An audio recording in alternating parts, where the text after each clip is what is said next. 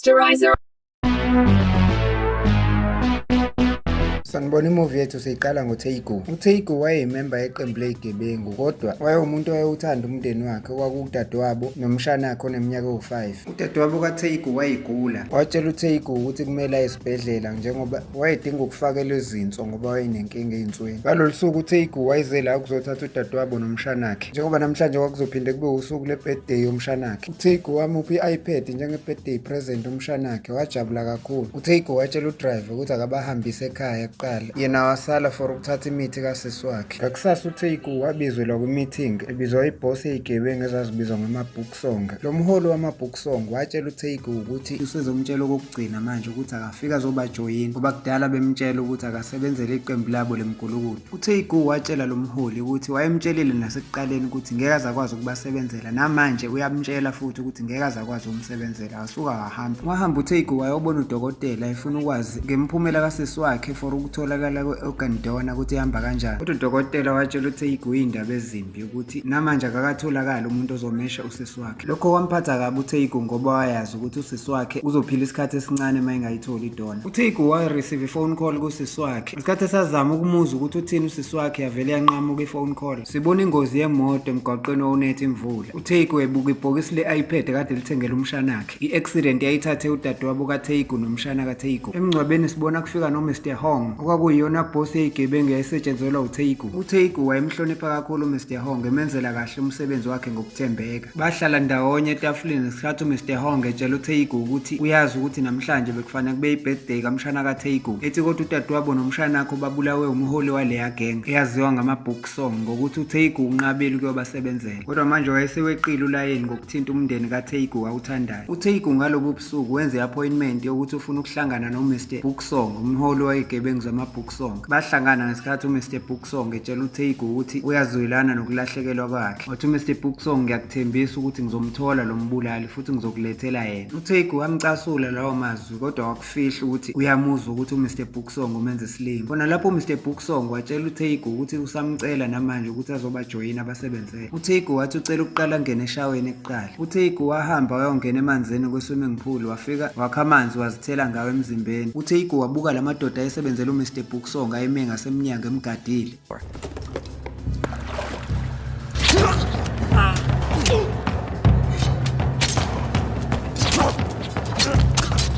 uTaigu waqhubekela ngaphakathi kuMr. Boksong waqhubeka naye kwenza. Ngaleso sikhathi igazi lase lisaphazeke yonke indawo. Wathi eseqeda ukubulala amadoda wabuyela eshaweni wageza wonke amachaphazelo egazi. Waqeda lapho waphuma ngewindi lase-bathroom ukuze angabonwa ama-bodyguard angaphambi komnyango. Waphumelela ukuhamba engabonwanga umuntu. Ngakusasa ekuseni uTaigu wayeyohlangana noMr. Hong e-airport. uMr. Hong wanikeza uTaigu isikhwama esigcwele imali esemenzele ne-ID card entsha ngegama elisha. uMr. Hong watshela uTaigu ukuthi akahamba eJeju Island khona umuntu azofika amthathe lapho ozomsiza ukuthi amwelise ulwandle. Wathi uMr. Hong uTaigu akahambe ebhanweni, yena uzothumela amagenge akhe ayoqedela abantu baka-Boksong abasele. Ngempela wathi esehambile uTaigu, igenge yakhe yahlasela abantu baka-Boksong.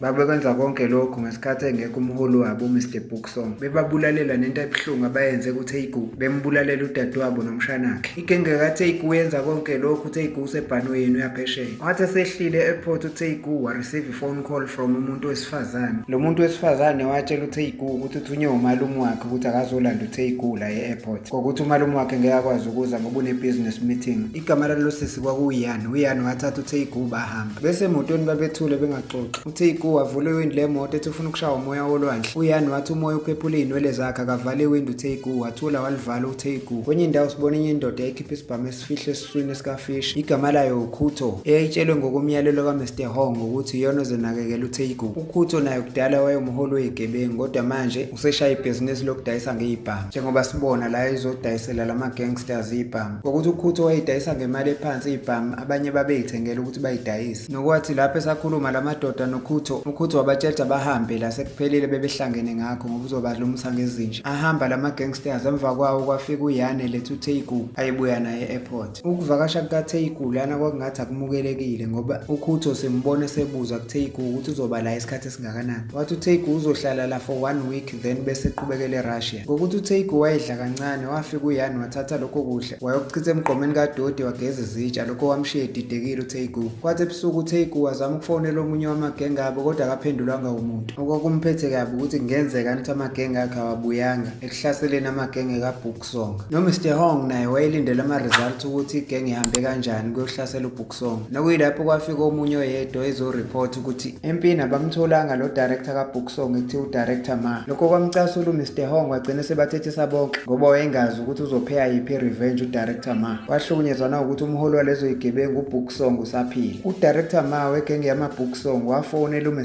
Hong wayiqhaqhazela ethukile uMr Hong ephendula ifoni. Udirector Ma waxwayisa uMr Hong ukuthi wenze iphutha elikhulu ngokuzobahlasela, embuza ukuthi ubucabangani uzothumela abantu bazohlasela abantu bami. Khona lapho udirector Ma wasuka wavala ifoni wahamba eseya kubantu bakaMr Hong ababesalile bebanjiwe. Wathatha ummese komunye wabasika bonke amadlebe. Wathatha lezo indlebe zabantu bakaMr Hong wayisendela uMr Hong njengesixwayiso. uMr Hong wayesethukile wahamba waya kwenye indoda ekuthiwa uJian eyake yaba uprosecutor ngaphambilini wayichazela yonke into. Wasecela usizo ukuthi imlekelele ngoba wayazi ukuthi ngenxa yalento eyenzekile impilo yakhe isengcupheni. Ngokubona indlela ayitatazela ngayo uMr Hong, uJian wakhipha iselfone wafonela udirector Ma nokuyena wayeyidirector powerful kwigenge yamaBooksong. uTeiku yena wavuka ngakusasa wathi mayethula ithi ugwayi wathuswa ukuqhuma kwesibhamu. uTeiku waphumela ngaphandle wabona uYane edubula amabhodlela. uTeiku wethuswa futhi wachazwa indlela uYane ayinemba ngayo amabhodlela. Kodwa kwamthusa ukubona uYane seyikhomba ngesibhamu ekhanda. Wethuka kakhulu uTeiku ezama ukumkhuza uYane ukuthi angayidubuli. Ngesikhathi sasibekile isibhamu ekhanda uYane wavela wadonsa itrigger. Wethuka kakhulu uTeiku kanti leso sibhamu sasingena amabullet. uYane wabuka kancane uTeiku wayehambela uYane. Wasala ethukile uTeiku ukuthi kukhona into errong ngale ntombazane. Izinsuku zahamba kodwa uTeiku kwangavumi ukuthi alale. Ehlale njalo ecabanga udadewabo nomshanakhe. Wahlala uTeiku kwaze kwasakuthe ekuseni ethi uphumela ngaphandle wethuswa ihothi yemoto kaYane eyayikhala ingathuli. Nokwathi mayegijima uTeiku wafica uYane equlekile kwakunomjova eyijove ngawo. Esadidekile uTeiku kwafika uUncle Kudo etshela uTeiku ukuthi akasheshisa drive bahambisa uYane esibhedlela. Sebesesibhedlela uKudo watshela uTeiku ukuthi uYane unesifo sokugula esidinga imali eningi ukuthi silashwe futhi asilashwa la. Ethi ingakho ezama ukubekelela imali for ukuthi amuse eAmerica olashwa lesifo sakhe. Ethi ngoba mangakuthola ukulashwa ngeke ayiqede inyanga esaphila. uTeiku mayezwa lawo mazwi wadideka angangazi nokuthi uzophendula athini. Bobabili babuka ngaphandle bebona imvula eyayiqhubeka nokuyishaya. Kwenye indawo sithola uprosecutor Jian ukuthi wakwazi ukuhlanganisa udirector Ma wamagenge eBooksong kanye noMr Hong. udirector Ma wabona ukuthi uMr Hong akadli wamtshela ukuthi uyayisiza ngokuthi ungadli. Ethi ngoba bengizokwenza ukuthi ukhokhe kakhulu. Uprosecutor Jian wabona ukuthi phakathi kwalamadoda simo sishubile. Watshela udirector Ma ukuthi at least uMr Booksong uyaphila. Ecela udirector Ma ukuthi akehlise umoya. Ethi nawe director Ma uswakwabulalela uMr Hong abantu bakhe abaningi. Ethi uprosecutor Jian ngingakwazi nokuqeda lempi. Wathetha udirector Ma wayecasukile ethi ngeke imani iphele kalula kanjalo nje. Uprosecutor Jian naye waphakamisa izwi wathethisa udirector Ma ethi usukhohliwe ukuthi nina genge yeBooksong benibhizi nibelesela omunye wethu uTeiku ukuthi akazonisebenzela ngokuthi angavumi nambulalela umndeni wakhe. udirector Ma ngokubona ukucasuka kaprosecutor Jian naye wehlisa izwi wathi okungcono ukuze kwehle lempi ababalethele uTeiku ngoba yonke lento yenzeka nje ngenxa yakhe futhi ubengekho nangesikhathi kubulawa abantu. Esibhedlela uYane waphaphama ngokuthi uUncle Kudo wayengekho nesivakashi wayishiye uTeiku ukuthi ahlale eduze kombhede kaYane. Wavuka lapho uYane washintsha impahla zakhe ekhumula phambi kwakhe uTeiku engenandaba nokuthi ukhona. Basuka lapho bahamba uTeiku esemphindisela ekhaya. Endleleni uYane wabuza kuTeiku ukuthi kukhona nokuphatheka kabi abenakho ngokuthi acabanga ukuthi kungenzeka ashone. uTeiku akawuphendulanga lowo mbuzo wayethulela wadrive imoto. uYane watshela uTeiku ukuthi abadlule erestaurant ufuna ukudla ulambile. Bangena kwenye restaurant la afika khona adla khona uYane. Nokwathi mayiqeda lapho uYane waphuza iwayini. Wathi mayinikeza uTeiku walinqaba uTeiku wathi ngiyakwazi ukuphuza. uTeiku wabuza kuYane ukuthi wakufundela lapho ukwazi ukudubula. Kodwa wawuzeba lowo mbuzo uYane wathi akuyona into etheni ebalekile leya. Ngesikhathi esancenga uTeiku ukuthi akaphuze naye. Wagcina ephuzile naye wayeni uTeiku. Wathi kodwa uzophuza kancane ngoba uyadrive. Wathi uYane ngathi singaba nenhlanhla sise siyofika endlini singavinjwanga amaphoyisa omgwaqo. Kodwa babanga naleyo nhlanhla ngoba bavinjwa amaphoyisa omgwaqo. Bamcheka ngebreathalyzer uTeiku kodwa ngenhlanhla wayekade ephuza isichibe esincane kakhulu isipuli sotshwala so akabanga nankinga, ne-ID yakhe entsha ayisebenzisa engasabeli indawo. Ngalowo mzuzu wakhuza uYani wayesedakwe kakhulu eselwa nelinye iphoyisa. Sebehamba uTaiku wareceive phone call from uMr Hong emtshela ukuthi uzofika lapho kusasa. uTaiku wabuza kuMr Hong ukuthi kungani engawathuli wonke amagenge akhe efonini. Wathi uMr Hong ukuthi zonke izinto yifeyilile so igenge yakhe iphoqelekile ukuthi ibaleke. Ethi uMr Hong nami ngizofika ngikuthathe lapho sohamba sesamisana ukuya nawe eRussia. uYani wayekade elele isikhathi eside waphaphama wabuza kuTaiku ukuthi yini le nzima kanje ayenzile ezomenza ukuthi azabalekele ezweni elikude kanje iRussia. uTaiku akamphendulanga uYani waqhubeka wadrive. uYani waqhubeka nokubangela uTaiku isicefe lokho embuza. Wazogcina secasukile uTaiku wamisa imoto. Watshela uYani ukuthi akavala umlomo akafuna ukukhuluma naye. uYani watshela uTaiku ukuthi uyafuna noma ufuna ukukhuluma nami, mina ngifuna ukukhuluma nawe, ngiyakubuza wenzeni le kubalekisa uzuyofika eRussia. Wacasa ukuthi uTaiku esefuna ukumshaya kodwa wayengeke aze akwazi ukumshaya. uTaiku wavele wayivalela umlomo wakhe wasusa imoto wahamba. Ngaku-Uncle Kudo kwase kubuye lama gangster ayekade ezothenga ibhamu ekuqaleni wawaxosha kodwa ayesebuye ngempi.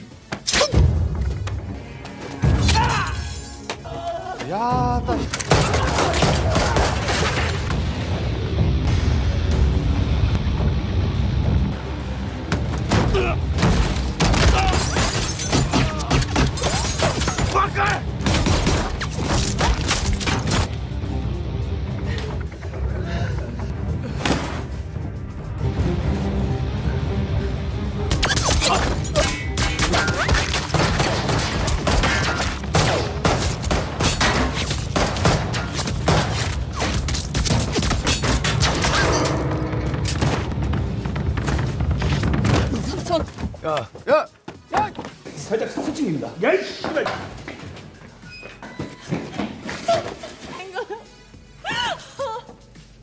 어떡해. 씨. 목에 칼 있잖아, 이게.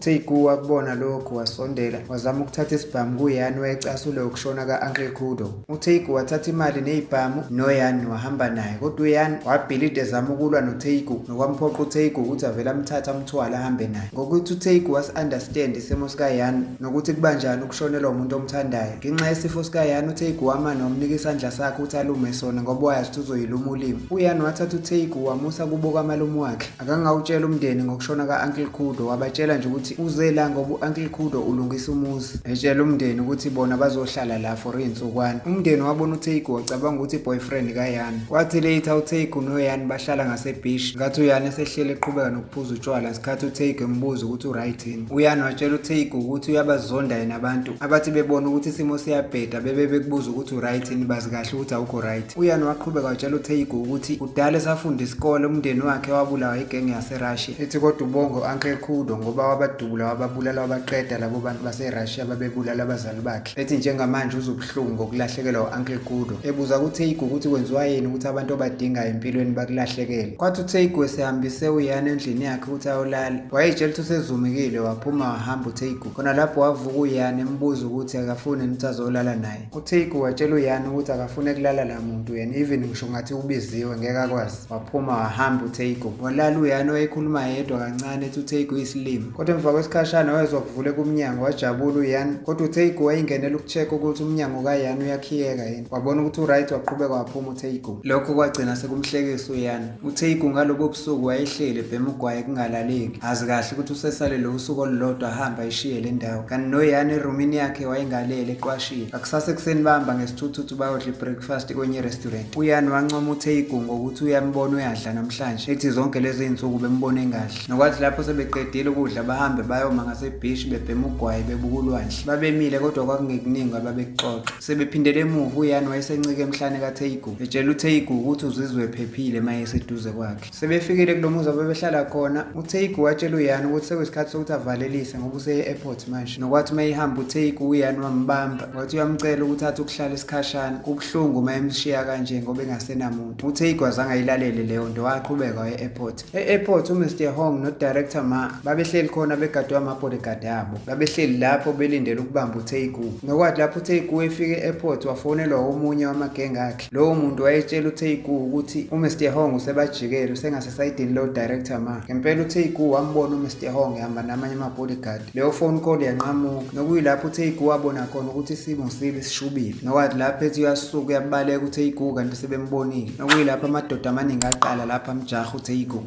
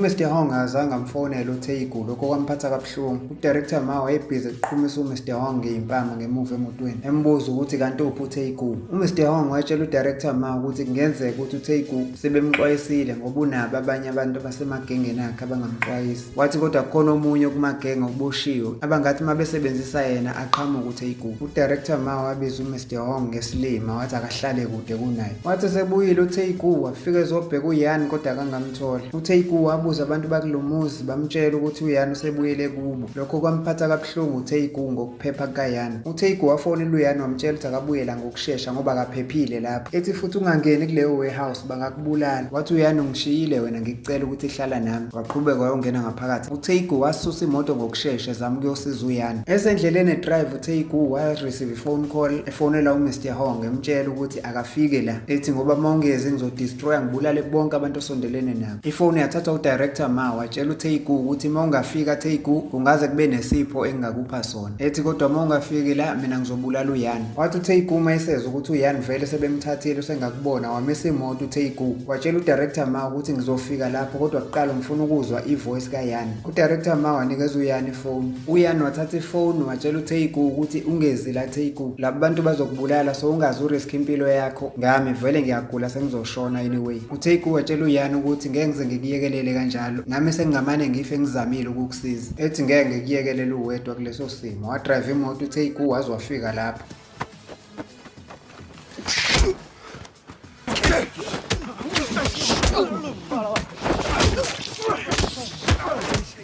박태구 씨발 새끼야.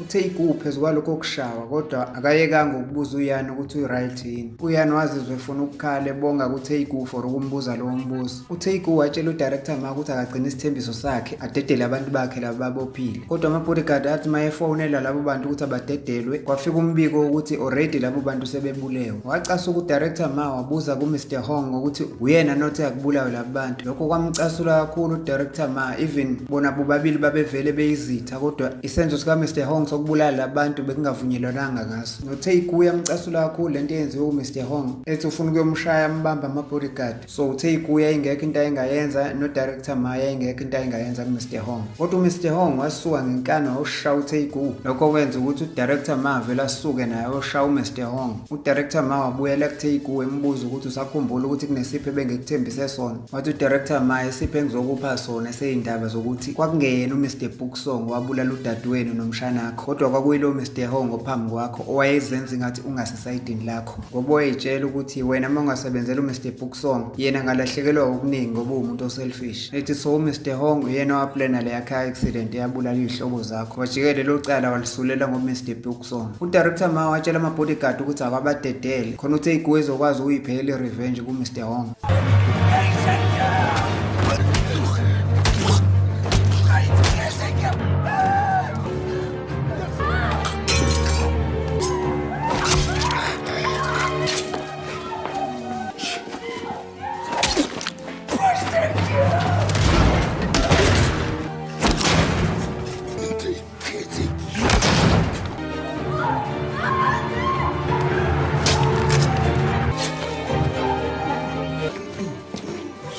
저 양아치 새끼가 죽으면 우리가 좀 곤란해지.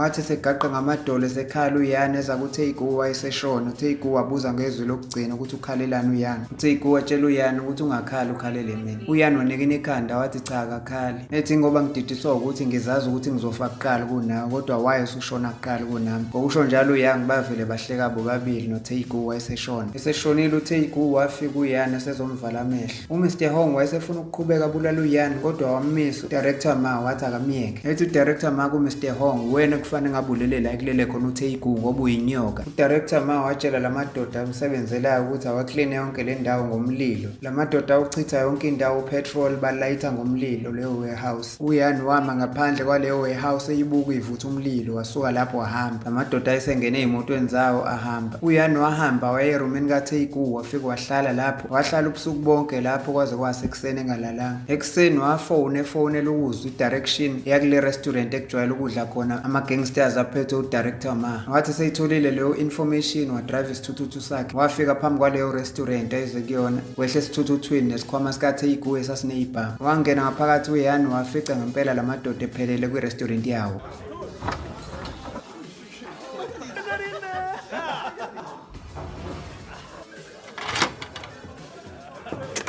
이게 누구야?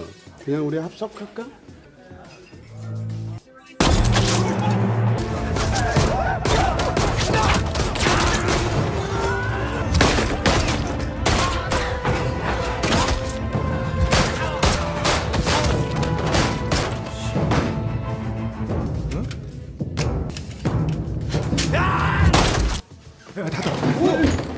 아이 씨발 이 개새끼다.